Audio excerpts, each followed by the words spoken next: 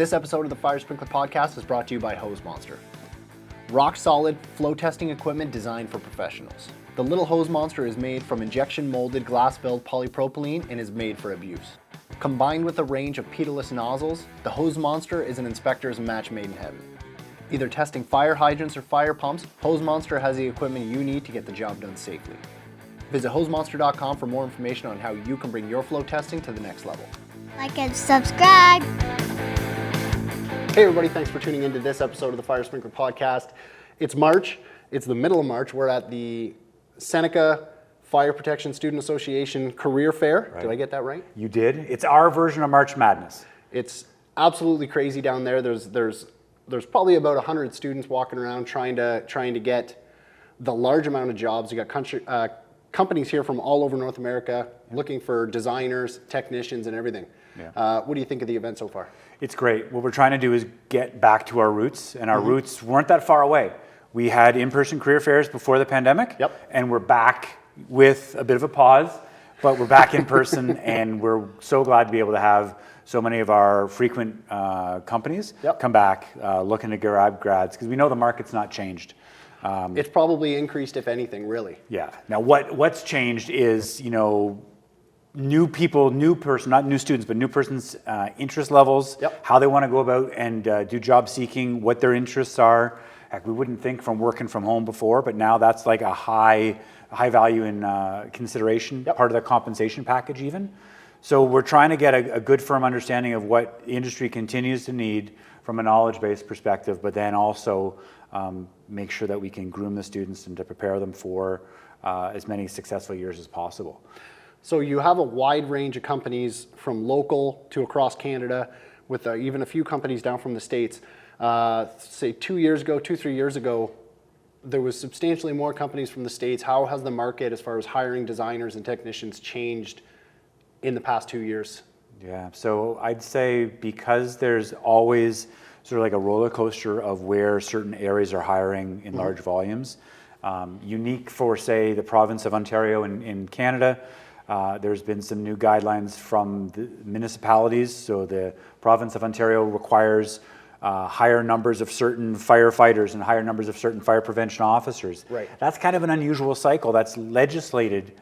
So you'll see an uptake of interest in that one particular area. Right. So it continues to be a roller coaster where when that happens, other areas kind of get, for lack of better words, kind of get robbed from, or we know that there's a lot of movement in the industry as it is now. It's really super networked for who you know and where you might want to go to. So I don't think that the approach has changed, but maybe for right now, areas and significant opportunities are just moving around a little bit. There's always going to be a moving target. Yeah. So at least a good sprinkler designer will make a good fire protection consultant. Like, there's a lot of wonderful crossovers. Right. And I think many of us who have been in the industry might have done a few of those different roles. So what I'm trying to do, and what the rest of our staff is doing, is, there's 5 major areas of fire protection for us. We want to make students know that it's not, once you go down that road, it's you're stuck there. Yeah, exactly. Yeah, well-rounded students when they come out of Seneca College. Right.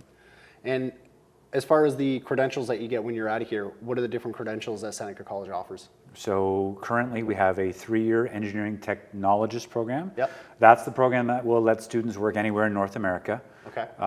And frequently, if you get into a firm somewhere in US, Canada, Mexico, and you have a satellite office in another country, it still allows them that mobility, which is pretty good. So we've got a three-year engineering technology program, a 2-year engineering technician, great inspectors, boots on the ground style of work where they'll have lots and lots of exposure to codes and standards, and time in these labs too, which we'll talk about. We'll do a pan through the lab later. Yeah. This is my playground. Yeah. Those are the 2 mainstays. I'd be remiss if I didn't say within the School of Fire Protection, we have a wonderful pre-service program which trains young men and women to be able to apply for firefighting jobs. Right. It's not going to train them to be firefighters, but it'll allow them to be in the position to apply for those jobs. Those are the 3 right now. We're looking at a couple of really interesting options, as well as expanding some of our micro credentials, which seems like we learned suddenly what COVID means, and we reintroduced this word of a pandemic in our vocabulary. Adding to all that craziness is this micro-credential concept. And it's a mini cert, a mini certification, mini training. You know, there's macros and micros, and you know, I'm a through and throughout industry trained designer with Seneca as my background as an alumni, but I try to shy away from some of the buzzwords. But the micro credentials is basically saying you can take a X duration long course and be broadened in special hazards, you know, maybe additional hand calcs. It might be more NFPA 1031, 1035, more fire service related courses, but it's expanded, right? Would those be more like a certificate versus a degree? Right. Sort of? Yeah. Yeah, and we've always got that awkwardness between sort of US's approach for associate degrees, degrees and whatnot. The world of universities and colleges in Canada is changing very soon. I'm not sure whether it'll be by the time this gets released or not, but Seneca College will be describing itself as a polytechnic, which is a bit of a step beyond your traditional college environment, not necessarily into that university environment, but we will continue to expand our degrees now. And we're already offering, like a lot of places, like colleges do degrees, Seneca does, and as part of that transfer and that switch to a polytechnic, we're looking at, you know, is there an appetite? Does the industry feel that they need that? Advanced training. Yeah, in advance, and it's there are some amazing schools that do degrees in fire protection. We have to think about, you know, where the industry needs people, where's our skill set from an educational standpoint. We can broaden, and we've been very, very dynamic in how we've pivoted I'm using the buzzwords. We've pivoted a lot. Have you done this before? You've been media trained, huh? No, but like we've moved around, like we're doing stuff differently, but there's no sense in chasing the new shiny thing. Right. And I think that's where, you know, it's sort of convenient. I'm seeing in the background the 50th logo, and now that's the media training. Yeah. But like the program's been around for a very long time. We're fortunate, but we haven't been chasing that car, right? It's like that old thing about a dog chasing a car. Like we are in tune to the trends, but is that a trend? Is it a blip? Right. So we want to make sure that if we're going to transition and do micro credentials, how does that best fit? Right. And it'll be, you know, feedback like what we get from employers at the career fair. So, I mean, we kind of always go deep into the woods, off topic of a typical conversation, but it's been a couple years since I've had you on the podcast. What has changed in this room since the last time me and you have talked? I see, obviously, you have the spray booth, which isn't a booth, it's more just an open floor plan. All of these things are movable. You guys can do obstruction. Yeah, so I often say, like, we went away from the idea of having fixed walls throughout the space. All of our fixed sprinkler locations are all on sliders.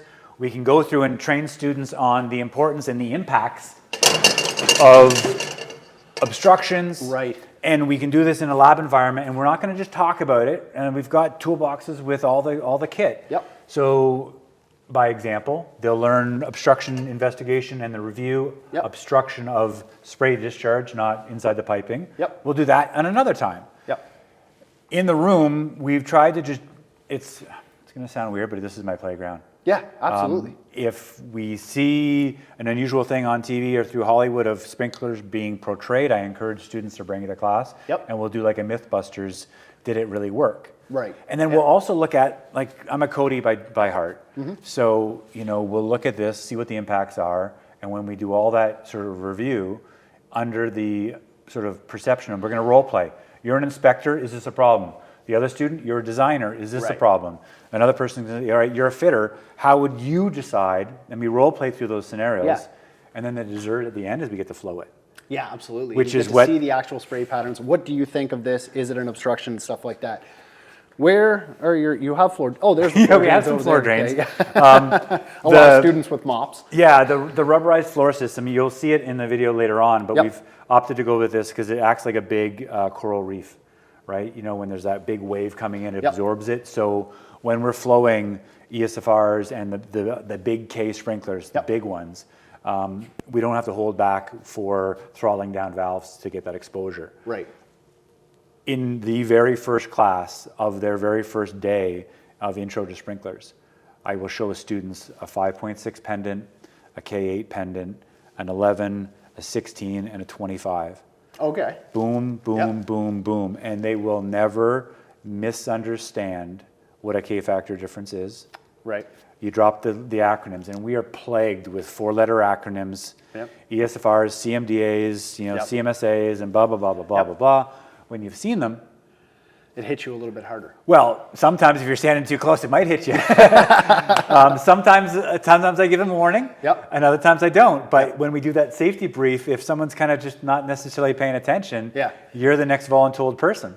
So now, as the teacher, I come obviously from the fitting background. I didn't attend a college, so to speak. I was online with my learning. The teacher at trade school, when we did this type of operation, lowest man on the totem pole has to take the torch to the sprinkler for the activation.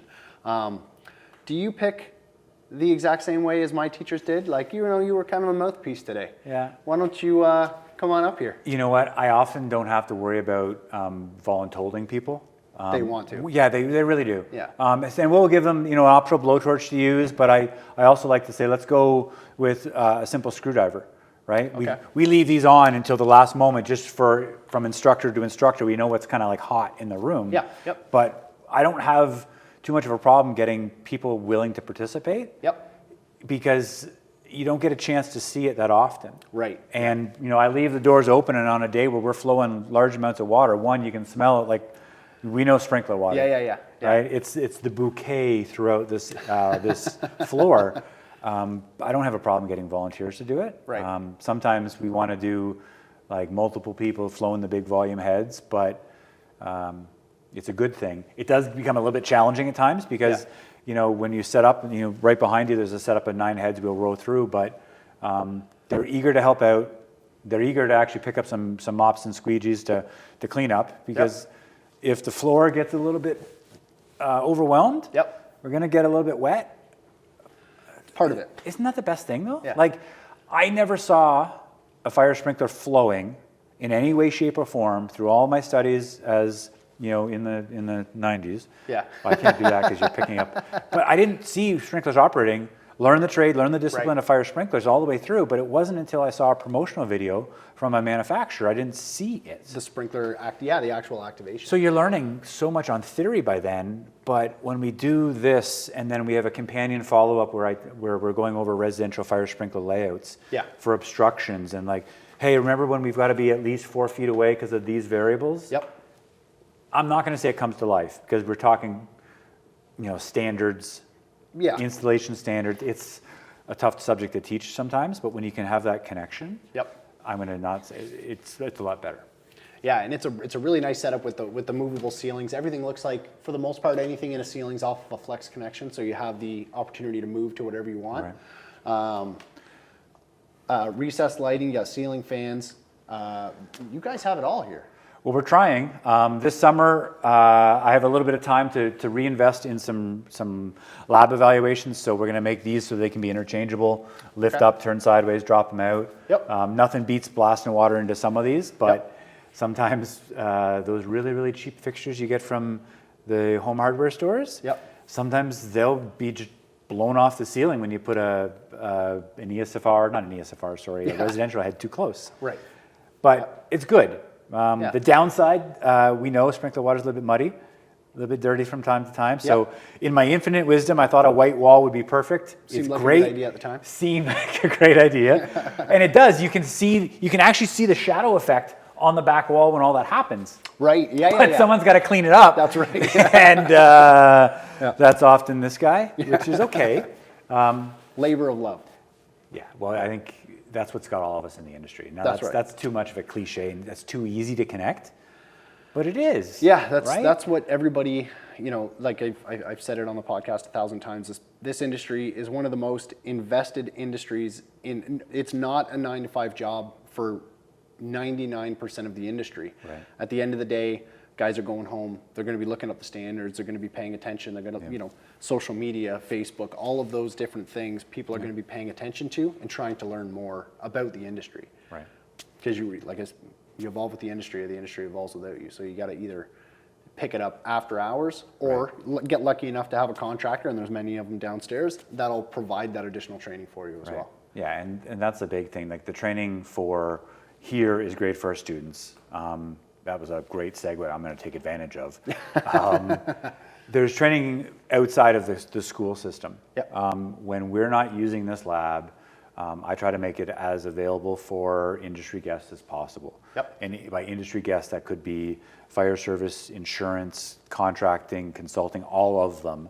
And it's I've got 14 companies that are coming in over this planned summer that are close to being individually all booked, where they're going to be able to get exposure, and it might be with one of their own staff instructors, might be one of our instructors helping liaise with them, but the training never stops. The learning doesn't stop, and no one's going to know everything, but they have to know everything enough. That's right. Yeah. And this is good. Whether it's simply getting PD stuff for your continuing education certs, whatever they might happen to be, that's one thing. But we've had lots of contractors come in saying, we want to see some stuff in the lab. Can you test it? Right. We're not a testing facility. I won't take those challenges on. I won't say let me help you go to battle with an AHJ to say this is okay, even though the standard says no. Yeah. But what I like to be able to do is to show everybody on both sides, it's in the standard because we've got a consensus document. It's great. We've got to have a lot of faith in that. Yep. You can poke holes in everything if you want to. Yeah, absolutely. Just one of those things. Awesome. Let's do a quick tour of the place and see what you guys have What's going on now? Sure. Yeah. So we've tried to keep it all arranged so that we're not necessarily affiliating or supporting one particular brand any more than another. We train on systems, not on products, if you know what I mean. There's a subtle difference. So throughout the lab, we have new versions, old versions, newer technology, older technology, lots of different stuff. Yep.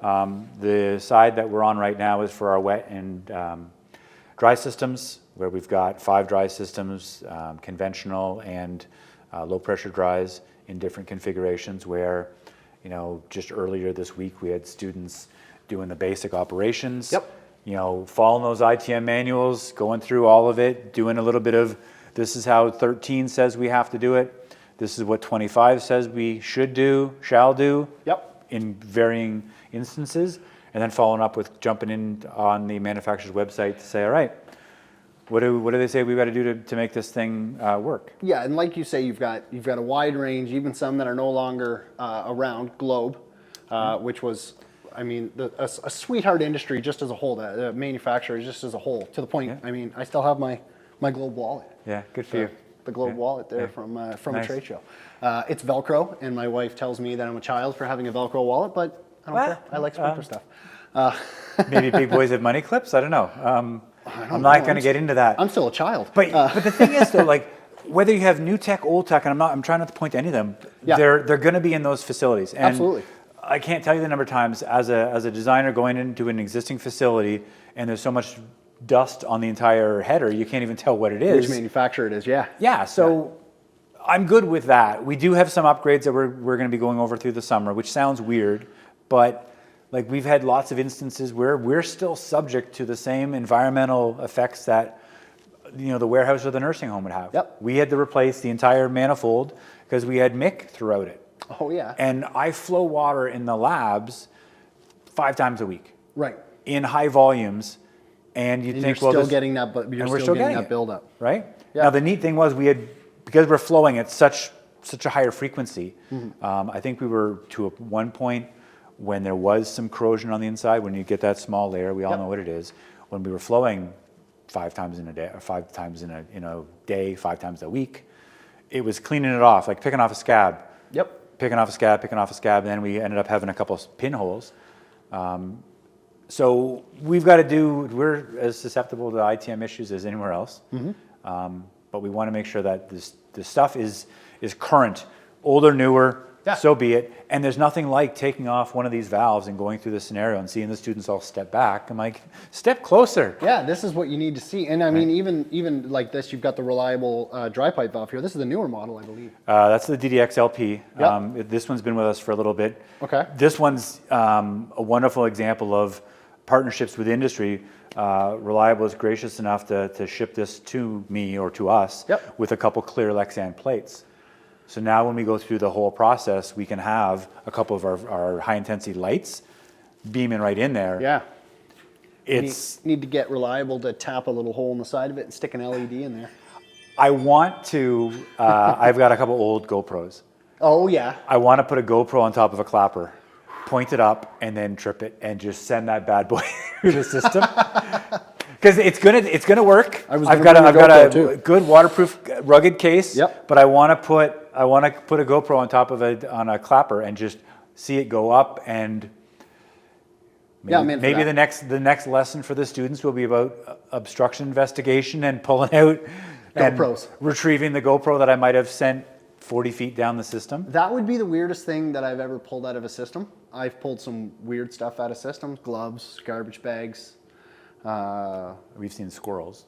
Squirrels, not inside. Not alive. I might have assassinated a couple of squirrels in a hydro test. Well, they shouldn't have been staying in there. But that's why you cover the ends of your pipes now before you put it in, flushing, stuff like that. But as I say, the inspection, testing, and maintenance of system, regardless if it's a training prop or a system in service, is crucial. Yeah. Now you know what. I'm going to say I took offense to this prop idea. These are all interconnected. Our mantra is if it's in the room, it's working. So gotcha. this is the focus side. This is what we're working on. System side, prop side. Right. So we've got an area up at the front, big toolbox, butcher block table with some props so we can kind of get nitpicky on stuff and pass it around. But these are all interconnected. They're all connected to an active alarm system, like any other contractor or building. Absolutely. Yep. The alarm panel looks like a Christmas tree because we leave this room 100% off. Oh. When we leave the room, we can't risk there being somebody coming in, teaching another. Something. We have base building that's within the system. They're all concealers. But inside the classroom, we go with normals, sprinklers, whatever we need to make the class work. Yeah, and there's always, it looks like you've got this set up so that there's always room for expansion here as well. You've got all these 1-inch outlets with valves, caps. Thank you for putting plugs in the 1-inch valves. This is a playground. This is a playground. Well, and that's the game plan, is when we're also training, we're not training one student, we're training perhaps a group of 15, a group of 20. So we need to have multiple workstations for them to be able to get some time on their own. Yeah, but it's great. Like, we take for granted a lot of stuff. We take for granted that, everybody's comfortable with hand tools. So, we're doing the basics of, how to use tape measures, how to use hand tools, Yeah, you open this pops off and the drain only went to a certain point. We know. Yeah. It's coming out. Yep. Getting acclimated to what the more realistic environment is like. Ish. Yes. The ish part, Chris, you probably noticed it's kind of clean. I do. I do keep this room really clean. I'm probably the only goofy person to ever bring a power washer in and clean off the floor, but we want to keep it clean because that also is we're a teaching environment. Yeah, it's a professional environment. I get it. It's different. Yeah, awesome. Scott, this is an awesome facility. If anybody's interested, check out the Seneca School of Fire Protection, and we'll do another tour here shortly. Good, thanks, bud. Awesome. Cheers. Cool. This episode of the Fire Sprinkler Podcast is brought to you by the Laying It Down for Camp Bucko fundraiser being put on by the Fire Sprinkler Podcast. With local partners Wallace Kent Sprinkler, Troy Life and Fire Safety, Greater Toronto Fire Protection, Lamsar, and Joseph Hollage, with major provider of the fire hoses being brought to you by the Toronto Community Housing, we are well over the 63 kilometers required to break the world record. We're putting off the world record attempt until spring to allow for more donations to come in. www.firesprinklerpodcast.com for more information on how you can donate. Camp Bucko is the burn camp for kids of Ontario. It's open to burn survivors between the ages of 7 and 17. The camp has grown to over 70 children attending the week-long camp in August. There's no fee to attend Camp Bucko, and we'd like to keep it that way. Hoses are $20 a length to sponsor right now. All proceeds going to Camp Bucko. Thanks for your support.